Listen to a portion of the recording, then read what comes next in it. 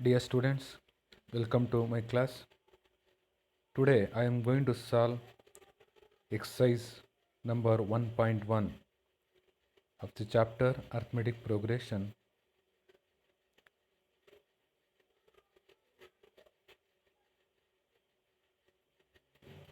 Exercise number 1.1. In that, first problem, in which of the following situation does the list of numbers involved make an arithmetic progression and by ಅಂತ ಹೇಳಿದ್ರೆ ಕೆಲವು ಪ್ರಾಬ್ಲಮ್ಗಳು ಕೊಟ್ಟಿದ್ದಾನೆ, ಅದು arithmetic progression ಮಾಡುತ್ತಾ ಇಲ್ವಾ, ಮಾಡಿದ್ರೆ ಏಕೆ ಮಾಡದೇ ಇದ್ರೆ ಏಕೆ ಅಂತ ಹೇಳಬೇಕು. ಅದರಲ್ಲಿ let us move on to the first one.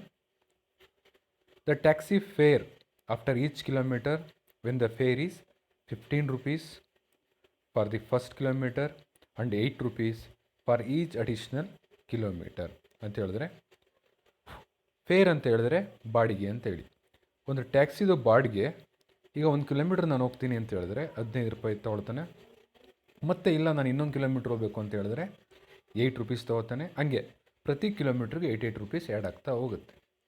ಇದು ಅರ್ಥಮೆಟಿಕ್ ಪ್ರೋಗ್ರೆಷನ್ ಆಗುತ್ತಾ ಇಲ್ವಾ ಅಂತ ಕಂಡುಹಿಡಿಬೇಕು. Solution: taxi fair for first kilometre is 15 rupees ಅಂತ ಹೇಳಿದ್ರೆ ಆಲ್ರೆಡಿ ಪ್ರಾಬ್ಲಮಲ್ಲೇ ಇದೆ.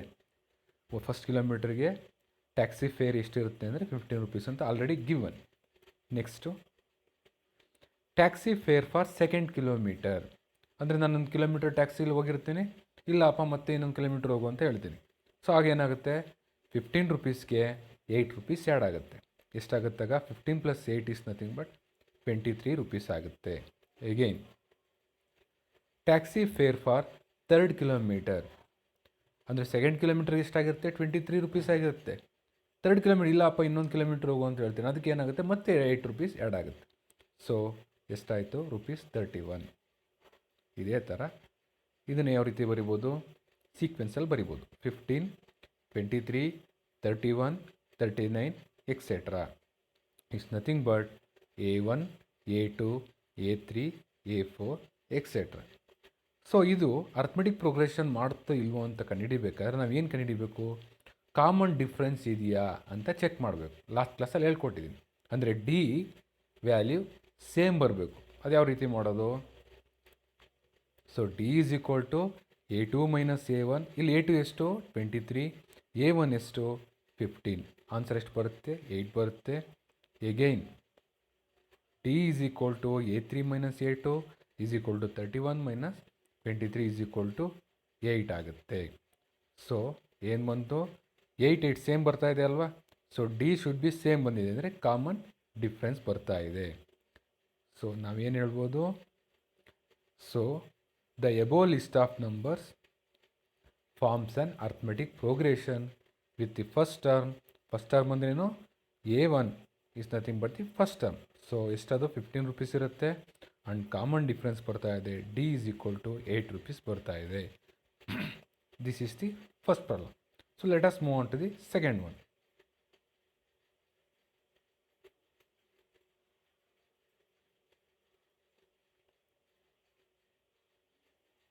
The amount of air present in a cylinder when a vacuum pump removes 1/4 of the air remaining in the cylinder at a time. ಇದರ ಅರ್ಥ ಏನು ಅಂದರೆ, ಒಂದು cylinder ಇದೆ, ಆ ಸಿಲಿಂಡ್ರಲ್ಲಿ ಏರ್ ತುಂಬಿದ್ದಾರೆ. ನಾನೇನು ಮಾಡ್ತೀನಿ ಅಂದರೆ ವ್ಯಾಕ್ಯೂಮ್ ಪಂಪನ್ನು ಯೂಸ್ ಮಾಡಿ ಆ ಸಿಲಿಂಡ್ರಲ್ಲಿ ತುಂಬಿರ್ತಕ್ಕಂಥ ಏರನ್ನು ಕಾಲು ಭಾಗನ ರಿಮೂವ್ ಮಾಡ್ತೀನಿ ಒಂದು ಸರ್ಟೈನ್ ಟೈಮಲ್ಲಿ. ಅಂದರೆ ಉದಾಹರಣೆಗೆ ಒಂದು 12 ಗಂಟೆ ಸ್ಟಾರ್ಟ್ ಮಾಡಿದೆ ಅಂದರೆ 12:15 ತನಕ ವ್ಯಾಕ್ಯೂಮ್ ಪಂಪನ್ನು ಯೂಸ್ ಮಾಡಿ ರಿಮೂವ್ ಮಾಡ್ತೀನಿ, ಏರನ್ನು ಕಾಲು ಭಾಗ ರಿಮೂವ್ ಮಾಡ್ತೀನಿ ಅಂತ ಅರ್ಥ. ನೋಡೋಣ ಸೊಲ್ಯೂಷನ್. ಫಸ್ಟ್ ನನಗೆ ಅಮೌಂಟ್ ಆಫ್ ಏರ್ ಎಷ್ಟಿದೆ ಅಂತ ಗೊತ್ತಿಲ್ಲ, ಅದಕ್ಕೇನು ಮಾಡ್ತೀನಿ ನಾನು, the amount of air present in a cylinder is nothing but A1 ಅಂದರೆ ಫಸ್ಟ್ ಟರ್ಮ್. ಅದನ್ನು ನಾನೇನು ತಗೊಳ್ತೀನಿ, ಎಕ್ಸ್ ಅಂತ ತಗೊಳ್ತೀನಿ. ನೆಕ್ಸ್ಟ್ ಏನು ಮಾಡ್ತೀನಿ ನಾನು, ಕಾಲು ಭಾಗ ಅಲ್ಲಿರ್ತಕ್ಕಂಥ ಏರನ್ನು ರಿಮೂವ್ ಮಾಡ್ತೀನಿ. ಅದಕ್ಕೇನು ತೊಗೊಳ್ತೀನಿ, amount of air present in the cylinder after first time removal. ಇದನ್ನೇನಂತ ಕರಿತೀವಿ ಅಂದರೆ after certain interval of time. ಸ್ವಲ್ಪ ಟೈಮ್ ಆದಮೇಲೆ ಕಾಲು ಭಾಗ ರಿಮೂವ್ ಮಾಡ್ತೀನಿ. ಯಾವ ರೀತಿ ರಿಮೂವ್ ಮಾಡ್ತೀನಿ ನೋಡಿ.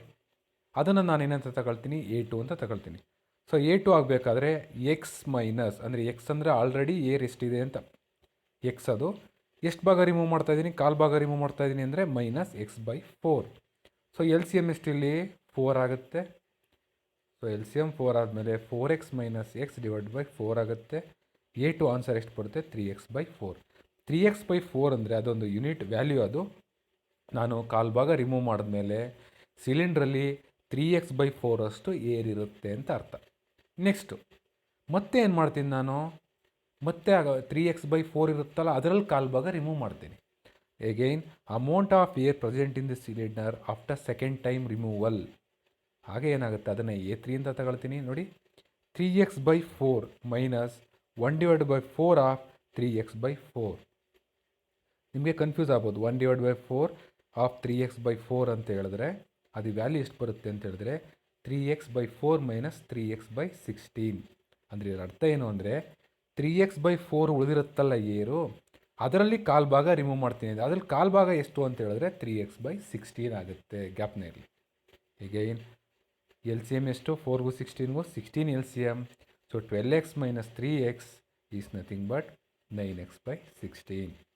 ಅಂದರೆ ಸೆಕೆಂಡ್ ಟೈಮು ನಾನು ಏರ್ ರಿಮೂವ್ ಮಾಡಿದಾಗ ಎಷ್ಟು ಅಮೌಂಟ್ ಆಫ್ ಏರ್ ಉಳ್ಕೊಳ್ತೀನೋ, ಸೊ 9x/16 ಅಷ್ಟು ಏರು ಅಮೌಂಟ್ ಉಳೀತು.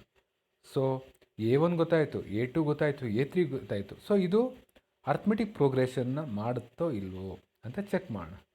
ಸೊ ನೋಡಿ, A1, A2, A3 ಯಾವ್ಯಾವುದು, ದಟ್ ಈಸ್ A1 ಎಷ್ಟು ಎಕ್ಸ್ ಇದೆ, A2 ಎಷ್ಟು 3x/4 ಇದೆ, A3 ಎಷ್ಟು 9x/16. ಸೊ ಇದು ಅರ್ಥಮೆಟಿಕ್ ಪ್ರೋಗ್ರೆಷನ್ ಹೌದು ಅಲ್ವೋ ಅಂತ ತಿಳ್ಕೊಳ್ಳೋದು ಯಾವಾಗ, ನಾವು you are going to find out the d value. How to find the d value, d is equal to A2 - A1. A2 - A1 ಎಷ್ಟು, ಸೊ A2 ಯಾವುದಿಲ್ಲಿ 3x/4, A1 ಎಷ್ಟು X. So 3x/4 - x.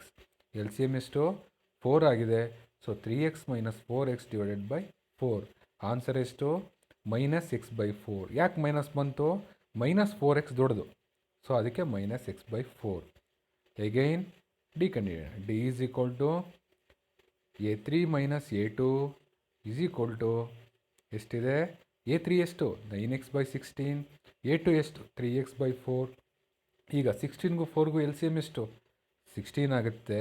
So 9x - 12x ಎಷ್ಟು ಬರುತ್ತೆ answer, -3x/16. ಇಲ್ಲಿ ನೋಡಿ, ಇ d ಮತ್ತು ಇ d ಎರಡು ಸೇಮ್ ಬರ್ತಾ ಇದೆಯಾ, ಖಂಡಿತ ಬರ್ತಾ ಇಲ್ಲ.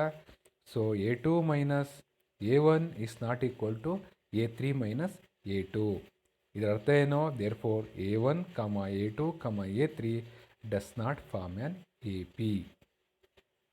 ಇಷ್ಟೇ ಇದು problem. So let us move on to the next one.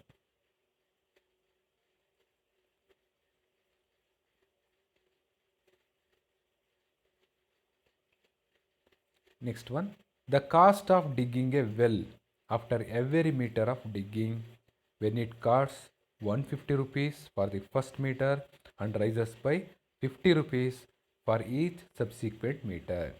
ಇದರ ಅರ್ಥ ಏನು ಅಂದರೆ, ಒಂದು ಬಾವಿನ ತೋಡಬೇಕು, 1 ಮೀಟ್ರ್ ತೋಡಬೇಕು ಅಂತ ಹೇಳಿದ್ರೆ ಅದಕ್ಕೆ ಒಂದು ರೇಟ್ ಫಿಕ್ಸ್ ಮಾಡಿರ್ತಾರೆ. ಎಷ್ಟು, 150 ರೂಪಾಯಿ ಫಿಕ್ಸ್ ಮಾಡಿರ್ತಾರೆ. ಇಲ್ಲ ಅಪ್ಪ ಇನ್ನೂ 1 ಮೀಟ್ರ್ ನೀವು ತೋಡಬೇಕು, ನೆಕ್ಸ್ಟು ಇನ್ನೂ ಆಳ ತೋಡಬೇಕು ಇನ್ನೊಂದು ಮೀಟ್ರು ಅಂದರೆ ಅದಕ್ಕೆ ನೆಕ್ಸ್ಟು ಎಷ್ಟು ಫಿಕ್ಸ್ ಮಾಡಿರ್ತಾರೆ, ರೇಟು 50 ರೂಪೀಸ್ ಫಿಕ್ಸ್ ಮಾಡಿರ್ತಾರೆ. ಇಲ್ಲ ಅಪ್ಪ ಮತ್ತೆ ಇನ್ನೊಂದು ಮೀಟ್ರ್ ತಾಗಿ, ಅಂದರೆ ಟೋಟಲ್ ಎಷ್ಟಾಯಿತು, 3 ಮೀಟ್ರ್ ಆಯಿತು, ಅದಕ್ಕೂ ಕೂಡ 50 ರೂಪೀಸ್. ಅಂದರೆ ಫಸ್ಟ್ ಮೀಟರ್ಗೆ 150 ರೂಪೀಸ್ ಫಿಕ್ಸ್ ಮಾಡಿರ್ತಾರೆ. ನೆಕ್ಸ್ಟ್ ಇನ್ನೊಂದು ಮೀಟ್ರ್ ನೀವು ಕೆಳಗಡೆ ಹೋಗಬೇಕು ಅಂತ ಹೇಳಿದ್ರೆ, ಬಾವಿ ತೋಡಬೇಕು ಅಂತ ಹೇಳಿದ್ರೆ ಅದಕ್ಕೆ 50 ರೂಪೀಸ್. ನೆಕ್ಸ್ಟ್ ಇನ್ನೊಂದು ಮೀಟ್ರ್ ಹೋಗಬೇಕು ಅಂದರೆ 50 ರೂಪೀಸ್. ಇದು ಅರ್ಥಮೆಟಿಕ್ ಪ್ರೋಗ್ರೆಷನ್ ಅಲ್ವಾ ಅಂತ ಚೆಕ್ ಮಾಡೋಣ. So solution, cost of digging the well for first meter. First meter cost ಎಷ್ಟಿದೆ, A1 ಇದೆ, ಆಲ್ರೆಡಿ ಗಿವನ್ ಎಷ್ಟು ರೂಪಾಯಿ ಅದು 150 rupees. Again cost of digging the well, digging ಅಂದರೆ ತೋಡೋದು, digging the well for second meter. Second ಅಂತ ಬಂದ ತಕ್ಷಣ A2 ತಗೊಂಡಿದ್ದೀನಿ. ಸೊ ಮೊದಲನೇದು 1 ಮೀಟ್ರ್ ತೋಡಬೇಕಾದ್ರೆ 150 ರೂಪಾಯಿ ಇರುತ್ತೆ. ಎರಡನೇ ಮೀಟ್ರ್ ತೋಡಬೇಕಾದ್ರೆ 50 ರೂಪಾಯಿ ಆ್ಯಡ್ ಆಗುತ್ತೆ. So 150 + 50 is nothing but 200 rupees ಆಗುತ್ತೆ. Next again cost of digging the well of 3rd meter is nothing but A3. Already ಒಂದು ಫಸ್ಟ್ 1 ಮೀಟ್ರ್ ತೋಡಿರ್ತಾನೆ, ಮತ್ತೆ 2 ಮೀಟ್ರ್ ತೋಡ್ತಾನೆ, ಅದಕ್ಕೆ ಎಷ್ಟಾಗಿರುತ್ತೆ? 200 ರೂಪಾಯಿ ಆಗಿರುತ್ತೆ. ಮತ್ತೆ ಇನ್ನೊಂದು ಮೀಟ್ರ್ ತೋಡಪ್ಪ ಅಂತ ಹೇಳ್ತೀನಿ, ಅದಕ್ಕೆ ಏನಾಗುತ್ತೆ? 50 ರೂಪೀಸ್ ಆ್ಯಡ್ ಆಗುತ್ತೆ. ಸೊ 250 ಆಗುತ್ತೆ. So therefore A1, A2, A3 ಇಸ್ ನಥಿಂಗ್ ಬಟ್ 150, 200, 250 ಆಗುತ್ತೆ. ಇದು ಅರ್ಥಮೆಟಿಕ್ ಪ್ರೋಗ್ರೆಷನ್ ಅಲ್ವಾ ಅಂತ ಚೆಕ್ ಮಾಡೋದು ಯಾವ ರೀತಿ? ಡಿ ಸೇಮ್ ಬರ್ತಾ ಇದೆಯಾ ಅಂತ ಚೆಕ್ ಮಾಡಬೇಕು. ಸೊ ನೋಡೋಣ, ಚೆಕ್ ಮಾಡೋಣ ಇವಾಗ. So A2 minus A1 is equal to A3 minus A2 is equal to A4 minus A3 ಬರುತ್ತೆ. ಇಸ್ ನಥಿಂಗ್ ಬಟ್ A2 ಎಷ್ಟು?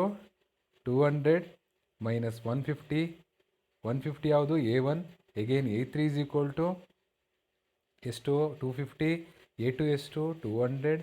ಎಗೈನ್ A4 ನೆಕ್ಸ್ಟ್ ಬರುತ್ತೆ 300 ಬರುತ್ತೆ, ಮೈನಸ್ 250 ಈಸ್ ನಥಿಂಗ್ ಬಟ್ ಇವೆಲ್ಲ ಕೂಡ ಡಿ. ಆನ್ಸರ್ ಎಷ್ಟು ಬರುತ್ತೆ ಅಂದರೆ ಎಲ್ಲವೂ ಕೂಡ 50, 50, 50 ಬರುತ್ತೆ. Therefore so the list of